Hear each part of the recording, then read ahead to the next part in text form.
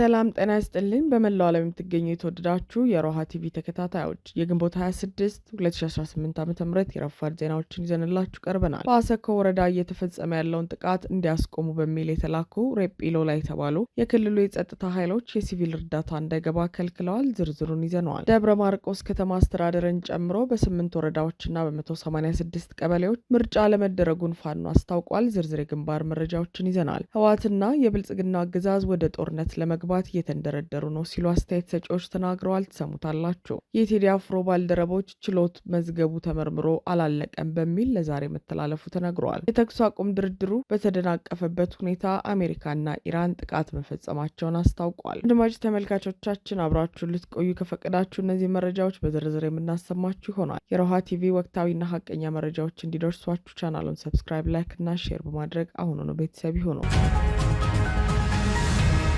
በአሰኮ ወረዳ እየተፈጸመ ያለውን ጥቃት እንዲያስቆሙ በሚል የተላኩ ሬጲሎ ላይ የተባሉ የክልሉ የጸጥታ ኃይሎች የሲቪል እርዳታ እንዳይገባ ከለከሉ። በኦሮሚያ ክልል ምስራቅ አርሲ ዞን በአሰኮ ወረዳ በኦርቶዶክስ እምነት ተከታዮችና አብያተ ክርስቲያናት ላይ የተሰነዘረውን መጠነ ሰፊ ጥቃት ተከትሎ የወጡ አዳዲስ መረጃዎች እንደሚያመለክቱት የመንግስት የጸጥታ ኃይሎች በስፍራው ደርሰው ጥቃቱን ከመከላከል ይልቅ ከጦርነቱ ቀጠና ርቀው ድጋፍ ወደ አካባቢው እንዳይገባ መከልከላቸው ተገልጿል። የወረዳው አስተዳደር በሚዲያ ላይ እየተፈጠረ ያለውን ተጽዕኖ ተከትሎ ሬጲሎ ላይ የተባሉ ወደ 100 የሚጠጉ የጸጥታ አካላትን ወደ አካባቢው እንዳስገባ አንድ የክልሉ መንግስት የመረጃ ምንጭ ነግሮኛል ሲል መሰረት ሚዲያ ዘግበዋል። እነዚህ ኃይሎች ከጥቃቱ ቀጠና 25 ኪሎ ሜትር ርቀት ላይ በሚገኙት አርባ ቀላና ቡርቡጭ በተባሉ አዋሳኝ ቦታዎች ላይ ከወረዳው ካድሬዎች ጋር በሬ በማረድ እስከ ምሽቱ 1 ሰዓት ድረስ ምንም አይነት ወታደራዊ እንቅስቃሴ ሳያደርጉ ቆይተዋል በማለት እኚህ ስሜ አይጠቀስ ያሉ የመረጃ ምንጭ ተናግረዋል። ከዚህም በተጨማሪ ከተያያዥ ደጋማ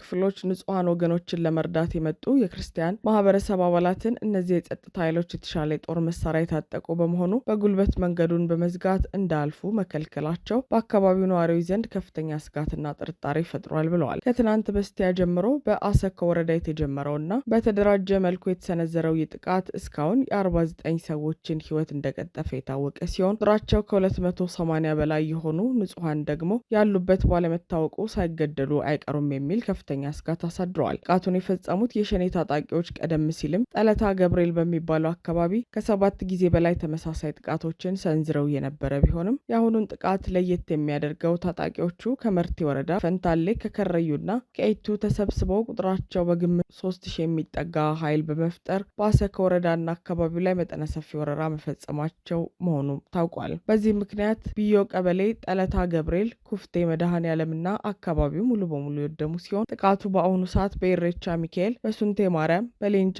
ኦዳ፣ በኳስ ድሬ፣ በአርባ ቀላና በወራምቡስ አካባቢዎች ተስፋፍቶ ይገኛል። ታጣቂዎቹ አካባቢው ሙሉ በሙሉ ከበው ሰው እንኳን እንዳያመልጥ እያደረጉ ጭፍጨፋ እየፈጸሙ መሆኑን ነዋሪዎች በከፍተኛ ድንጋጤ ገልጸዋል። እና አዳነች አቤቤ በትውልድ መንደራቸው የሚካሄደውን ጭፍጨፋ አስመልክቶ ዝም ማለታቸው ደግሞ ምናልባት ከጭፍጨፋው ጀርባ እጃቸው እንዳለበት የሚያመላክት ነው ተብሏል። ክልሉ መንግስት ለይስሙላ የላካቸው የጸጥታ ኃይሎች ተጨማሪ እልቂት እንዲፈጸም እያደረጉ መሆናቸው ተመላክቷል። እልቂት ወደሚፈጸምበት አቅጣጫ ከመሄድና ጥቃቱን ከማስቆም ይልቅ ለታጣቂዎቹ እገዛ ለማድረግ የመጡ ወገኖችን ማስቆም ላይ ተጠምደዋል።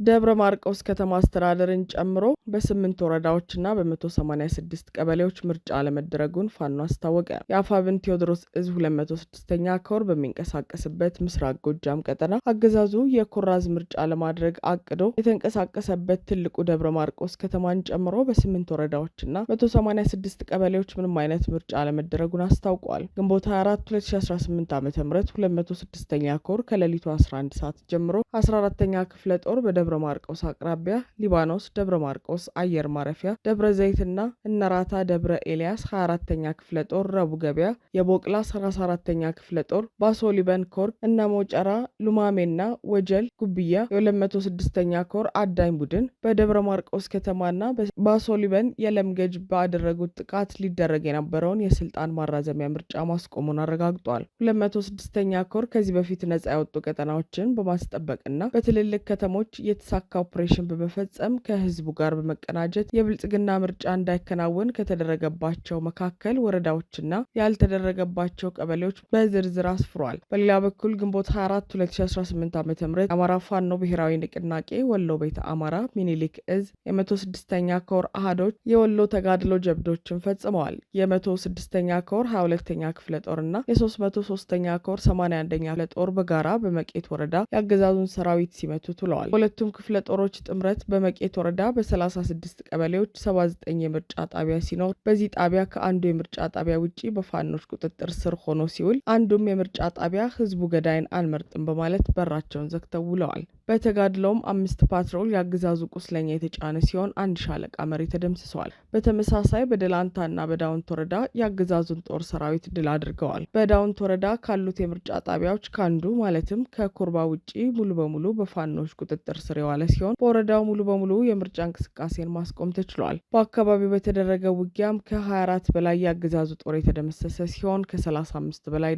ደግሞ ቆስሏል። እንዲሁም በደላንታ ወረዳ ውስጥ ካሉ የምርጫ ጣቢያዎች አገዛዙ ያለው በአንድ ቀበሌ ወገል ጤና ጣቢያ ብቻ ሲሆን በወገል ጤና ጣቢያም ከሎሌና ከወታደር አካላቶች ውጪ የመረጠ የለም። በዚህም ወረዳ ከባድ የሆነ ጦርነት የተካሄደ ሲሆን በክፍለ ጦሩ ተናዳፊ ተርቦች የብልጽግና ሰራዊት ሲረሸረሽ ውሏል። ዙ23 ተኳሹን ጨምሮ 23 የተደመሰሱ ሲሆን 2 አስመራጮችም ተገድለዋል። በጋዞ ወረዳ አገዛዙ ያለ የሌላውን ሰራዊት ያሰለፈ ቢሆንም ፋኖች የወሎ ተጋድሎውን በድል ቋጭተውታል። በዚያው ደውጊያም 37 የብልጽግና ኃይሎች የተደመሰሱ ሲሆን 3 አመራሮች ናቸው ተብሏል። 27 ወታደሩ ደግሞ ቁስለኛ የተደረገበት አገዛዙ በርካታ መሳሪያና ቁሳቁስም ተማርኮበታል። በወረዳው ሙሉ በሙሉ የአገዛዙ የስሙላ የምርጫ ጨዋታ እንዳይካሄድ ማድረግ ተችሏል። ዋድላ ወረዳ የ22ኛ ክፍለ ጦር አናብስቶች የተጋድሎ ውሎ እጅግ አመርቂና ውጤታማ ነበር ሲልም ሚኒሊክ እዝ ይፋ አድርገዋል። በኮን ከተማ ሰፍሮ የነበረን የስርዓቱ ጠባቂ ሰራዊት ላይ ከቋና ተነስተው እንደ ንብ ሲነድፉት በጥቅም የተገዛው ዓላማ ቢስ የብልጽግና ሰራዊት ሲፈረጥጥ የዋለ ሲሆን ለምርጫ ድራማው ሙሉ ያሰበው የጠላት እቅድ እንዲከሽፍ ተደርገዋል። በጠቅላላ የ106ኛ ኮር በሚንቀሳቀስባቸው ቀጠናዎች ሙሉ በሙሉ በሚያስብል ደረጃ የአገዛዙን የጥፋት እጆች መቁረጥ ተችሏል። በእያንዳንዷ የወረዳ ቀበሌዎችና የወረዳ ከተሞችን የጠላት የጥፋት ድርን በመበጣጠስ ምርጫ እንዳይካሄድ ተደርገዋል። በሌላ በኩል ደግሞ ከወለጋ ቢዛሞ የአፋብን ወለጋ ቢዛሞ አንሻ ሰይድ እዝ በይፋ መመስረቱን አስመልክቶ መግለጫ ወጥቷል። እዙ ለምስረታው የአፋብን አመራሮች እገዛ ማድረጋቸውን አንስተዋል። በዚህ የምስረታ ወቅትም የአፋብን የህዝብ ግንኙነት ኃላፊ አርበኛ አስረስ ማራ የተገኘ ሲሆን ደስታቸውንም በጭፈራ ገልጸዋል። አርበኛ አስረስ የአማራ የሞት ምድር በነበረው ወለጋ የአፋብን እዝ መመስረቱንና የአማራ ጠበቃ ድርጅት መዋቅሩን አስመልክቶ ከጓዶቹ ጋር ሲጨፍር የሚያሳይ ቪዲዮ ተለቋል።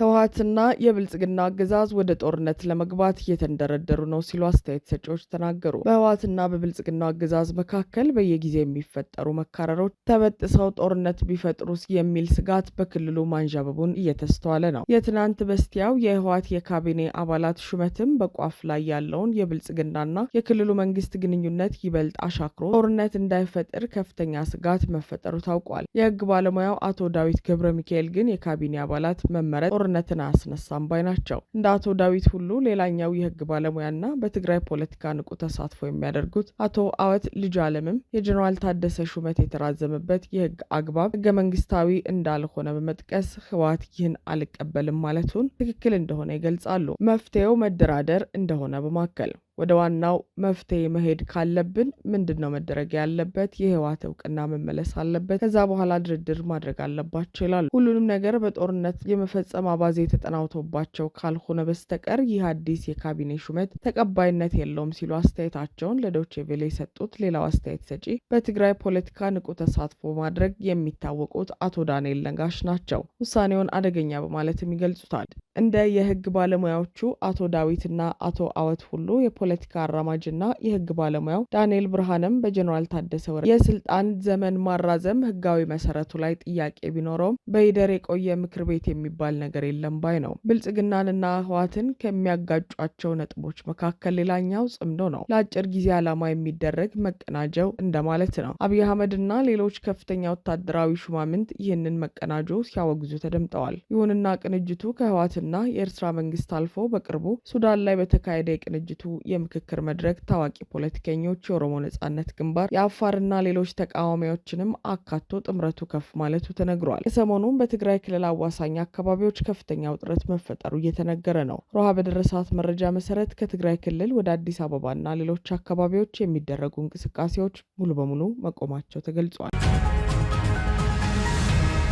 የቴዲ አፍሮ ባልደረቦች ችሎት መዝገቡ ተመርምሮ አላለቀም በሚል ለዛሬ መተላለፉ ተነገረ። የፌዴራል ጠቅላይ ፍርድ ቤት በድምፃዊ ቴዎድሮስ ካሳሁን ምክትል ስራ አስኪያጅ እና በሌሎች 3 ተጠርጣሪዎች የዋስትና መብት ላይ የፌዴራል ፖሊስ ባቀረበው የይግባኝ አቤቱታ ላይ ዛሬ ሊሰጥ የነበረውን ብይን መዝገቡን መርምሮ ባለማጠናቀቁ ምክንያት ለነገ ማሳደሩ ተገልጿል። የህግ ክርክሩ መነሻ የሆነው የፌዴራል የመጀመሪያ ደረጃ ፍርድ ቤት አራዳ ምድብ አንደኛ ጊዜ ቀጠሮ ችሎት በተጠርጣሪዎቹ ላይ በተደጋጋሚ የጊዜ ቀጠሮ መፍቀዱን ተከትሎ የተጠርጣሪ ጠበቆች ያቀረቡት አቤቱታ ነው። ጠበቆቹ በደንበኞቻቸው ላይ የተፈቀደ ያለው የጊዜ ቀጠሮ አግባብነት የሌለው መሆኑንና በህጉ መሰረት ዋስትና ሊፈቀድላቸው ይገባል በማለት ለፌዴራል ከፍተኛ ፍርድ ቤት ይግባኝ ጠይቀው ነበር። ይህንን የጠበቆች አቤቱታ የመረመረው ከፍተኛው ፍርድ ቤትም ተጠርጣሪዎቹ በዋስትና ከስር እንዲለቀቁ ውሳኔ አስተላልፎ ነበር። በዚህም መሰረት የድምፃዊው ምክትል ስራ አስኪያጅ መሐሌት ሰለሞንና የሱፍ ያሲን እያንዳንዳቸው በ100 ሺህ ብር ዋስትና እንዲሁም በስቱዲዮ ጥበቃ ሆነው በህግ ቁጥጥር ስር የሚገኙት 2 የጥበቃ ሰራተኞች እያንዳንዳቸው በ50 ሺህ ብር ዋስትና እንዲለቀቁ ፈቅዶ እንደነበር ይታወሳል። ይሁን እንጂ ፌዴራል ፖሊስ ይህንን የከፍተኛ ፍርድ ቤቱን የዋስትና ውሳኔ በመቃወም ጉዳዩን ወደ ፌዴራል ጠቅላይ ፍርድ ቤት በይግባኝ ወስዶታል። ጠቅላይ ፍርድ ቤቱም የፖሊስን ይግባኝ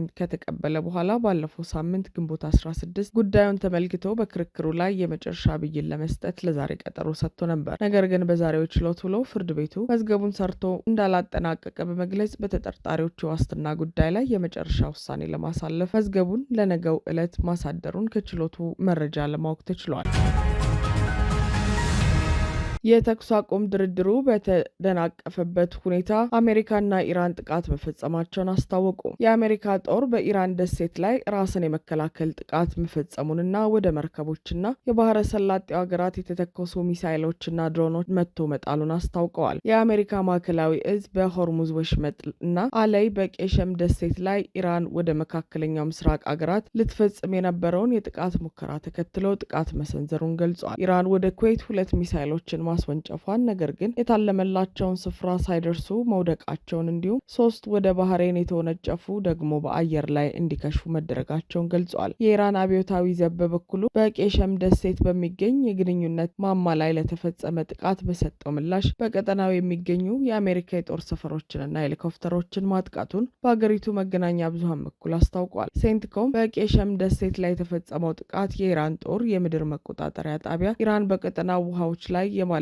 መብት ያላቸው ሰላማዊ ባህርተኞች ላይ የተኮሰቻቸውን 3 ድሮኖችን መጥቶ መጣሉን ተናግረዋል። አብዮታዊ ዘቡ የሆርሙዝ ወሽመጥን ደህንነት ማወቅ ጠባጫሪውን የአሜሪካ ጦር ከባድ ዋጋ ያስከፍለዋል ሲል በመግለጫው ላይ አስታውቋል። ኢራን በተደጋጋሚ የአሜሪካ ጦር ሰፈሮች በሚገኙባቸው ባህሬንና ኩዌት ላይ ጥቃቶችን ፈጽማለች። ቀደም ሲል ሴንትኮም አሜሪካ የጣለችውን እገዳ ተከትሎ ወደ ኢራን እየቀዘፈ የነበረ ነዳጅ ጫኝ መርከብን ማጥቃቱንና እንዳይንቀሳቀስ ማድረጉን አስታውቋል። አስታውቀዋል። የአሜሪካ አየር ኃይል የቦትስዋናን ሰንደቅ ዓላማ የሰቀለ ነዳጅ ጫኝ መርከብ በተደጋጋሚ የተሰጠውን ማስጠንቀቂያ ችላ ማለቱን ተከትሎ በሞተሩ ላይ ጥቃት መፈጸሙ ተገልጿል። ሴንትኮም ማክሰኞ ዕለት መርከቡ ላይ ጥቃት ሲፈጽም የሚያሳይ ተንቀሳቃሽ ምስል ያሰራጨ ሲሆን የኢራን ጦር በይፋ የሰጠው ምላሽ የለም። እዙ በመግለጫው ከአውሮፓውያኑ ሚያዝያ 13 ጀምሮ አሜሪካ ወደ ኢራን ወደቦች የሚደረጉ እንቅስቃሴዎችን ማገዷን አስታውሰው ከዚያን ጊዜ ጀምሮ 122 መርከቦች አቅጣጫቸውን እንዲቀይሩና እንዲመለሱ መደረጋቸውን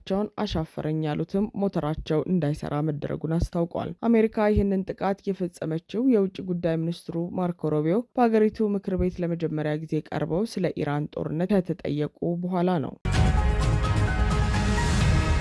አድማጭ ተመልካቾቻችን የሰዓቱ የሮሃ ቲቪ ዜናዎች የተከታተላችኋቸውን ይመስሉ ነበር። አብራችሁን ስለነበራችሁ ከልብ እናመሰግናለን። ሰላም።